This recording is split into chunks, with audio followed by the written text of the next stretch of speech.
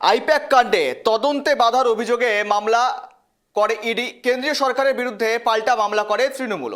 প্রথম দিন মামলাটির শুনানি মুলতবি হয়ে গিয়েছিল।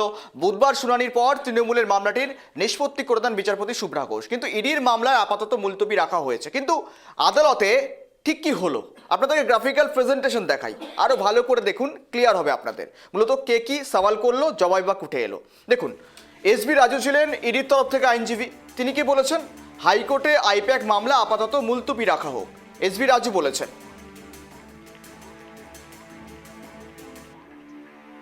এরপর এসবি রাজু ইডির আইনজীবী, তিনি আবার কি বলেছেন? তিনি বিচারপতির সামনে বলেছেন সুপ্রিম কোর্টে শুনানি হবে দুটি মামলার, আপাতত এখানে মামলার শুনানি মুলতবি করা হোক। মামলা এখন না শুনলে আকাশ ভেঙে পড়বে না, এমনটা এসবি রাজু বলেছেন। এদিকে আবার মেনকা গুরুস্বামী তৃণমূলের আইনজীবী কি বলেছে? আমি হতবাক, যেখানে নিজেদের মামলার গ্রহণযোগ্যতা নিয়ে প্রশ্ন তুলেছে। তৃণমূল কোনো ক্যাভিয়েট দাখিল করেনি শীর্ষ আদালতে। ইডির এই দাবি সম্পূর্ণ ভুল। আমরা সুপ্রিম কোর্টের মামলায় পার্টি নই বা যুক্ত নই, এমনটাই আবার তৃণমূলের আইনজীবীর সেখানে সওয়াল। এবার দেখুন এসবি রাজু ইডির আইনজীবী কি সওয়াল করেছেন? মুখ্যমন্ত্রী নথি বাজেয়াপ্ত করেছেন, তাকে মামলায় যুক্ত করা না হলে তৃণমূলের মামলা গ্রহণযোগ্যই হতে পারে না। তৃণমূলের হয়ে মামলাটি করেছেন সুভাষিস চক্রবর্তী। তার মামলা করার যোগ্যতা কি? তিনি আদৌ ঘটনাস্থলে ছিলেন কি না প্রশ্ন তুলেছেন এসবি রাজু ইডির আইনজীবী। এবং সেখানেই কেন্দ্রের আইনজীবী কি বলেছেন কারো তথ্য অন্য কারো কাছ থেকে উদ্ধার হলে, যার কাছে থেকে এই উদ্ধার হয়েছে তার তো মূলত আদালতে আসা উচিত, কিন্তু তিনি আসেননি। কোনো রাজনৈতিক দলের তথ্য ব্যক্তিবিশেষের কাছে রাখলে এই মামলার আইনি এবং মৌলিক অধিকার কি প্রশ্ন করেছে কেন্দ্রের তরফ থেকে, এমনটাই আবার সওয়াল। এবং সেখানে এসবি রাজু ইডির আইনজীবী আইপ্যাক নিয়ে তৃণমূলের মামলাটি খারিজ করা হোক। তৃণমূলের হয়ে হলফনামা যিনি দিয়েছেন তিনি ঘটনাস্থলেই ছিলেন না, ফলে ওই অভিযান সম্পর্কে তার বিশেষ কিছু নলেজ নেই বা জানা নেই। কোন নথি নেওয়া হয়েছে, সেখানে কি হয়েছে বা তার জানার কথাই নয়, শুধুমাত্র কিছু তথ্য শুনে এই মামলার হলফনামা দেওয়া হয়েছে, তাই এই মামলা খারিজ করা হোক। এসবি রাজুর যুক্তি এমনটাই। এরপর এসবি রাজু ইডির আইনজীবী কি বলেছেন? একযোগে অনেক সওয়াল জবাব হয়েছে এবং সওয়াল জবাবে বেশ কিছু গুরুত্বপূর্ণ বিষয়গুলো উঠে এসেছে। দেখুন, গ্রাফিক্যাল প্রেজেন্টেশন দিচ্ছি আপনাদের সামনে। তল্লাশি অভিযানের মধ্যে কোনো সংবেদনশীল তথ্য বাজেয়াপ্ত করা হয়নি। তৃণমূলের তরফে এই সংক্রান্ত যে দাবি করা হয়েছে তা ভুল, এমনটাই যুক্তি ইডির আইনজীবীর। আবার বলছেন এসবি রাজু ইডির আইনজীবী, কেন্দ্রীয় সংস্থা কিছু বাজেয়াপ্ত করেনি, নথি বাজেয়াপ্ত করেছেন মমতা বন্দ্যোপাধ্যায় বা মুখ্যমন্ত্রী, এমনটা আবার ইডির আইনজীবীর বক্তব্য।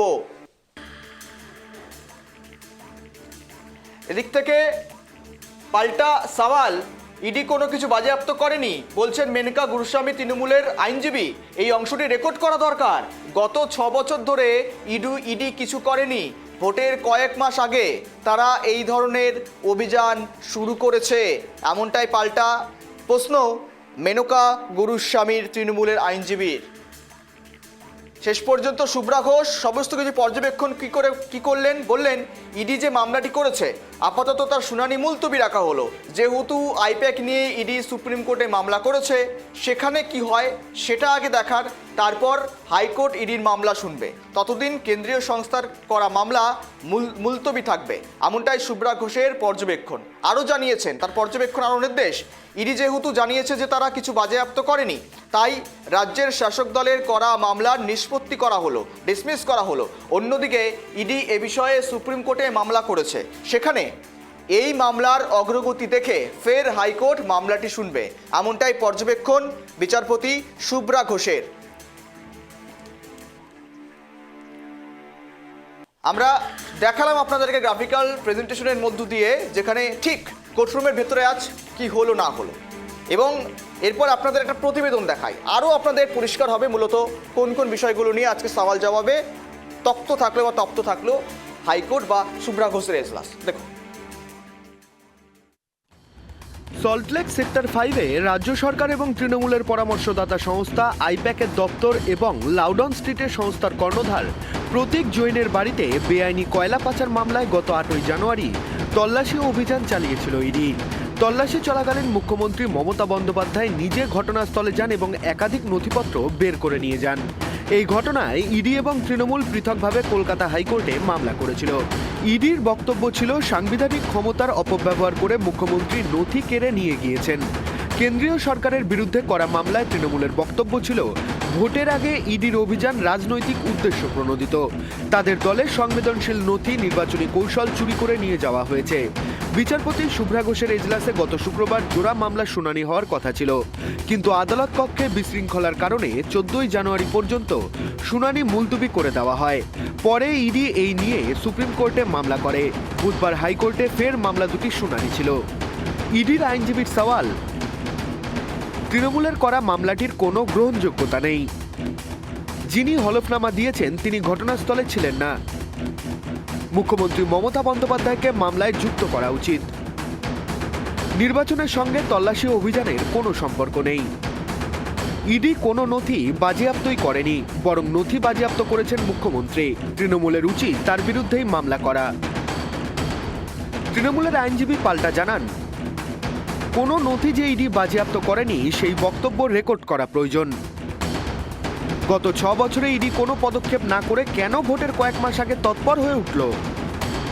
মুখ্যমন্ত্রীকে নিয়ে আদালতে কিছু বলার আগে শিষ্টাচার মেনে চলা উচিত। ইডি সাবমিশন যেটা অল ইন্ডিয়া তৃণমূল কংগ্রেস যে রিট পিটিশনটা ফাইল করেছিল তাতে প্রথমে আর্গুমেন্ট হয়েছিল মেনটেনেবিলিটি এটসেট্রা এটসেট্রা, এবং সেকেন্ড পিটিশনটার জন্য অ্যাডজর্নমেন্ট চেয়েছিল বিকজ সুপ্রিম কোর্টে ম্যাটার পেন্ডিং আছে বলে। পাওয়া যায়নি, যেটা খুব একটা সন্দেহজনক। সেই জন্য, এবং এটাও বলেছে যে